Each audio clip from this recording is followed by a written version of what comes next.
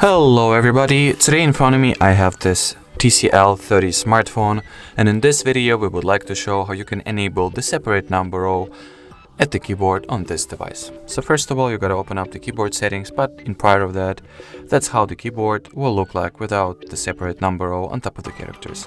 So in order to turn it on, you gotta open up the keyboard settings by going for the system category of settings.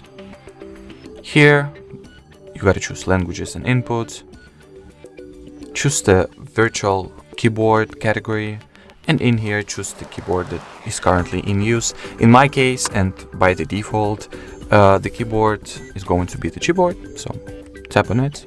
Here go for the preferences, and all that it's left to do is to turn on this number row switch. And as you will see right now, we have successfully turned on the separate number row on top of the characters on the keyboard of this device.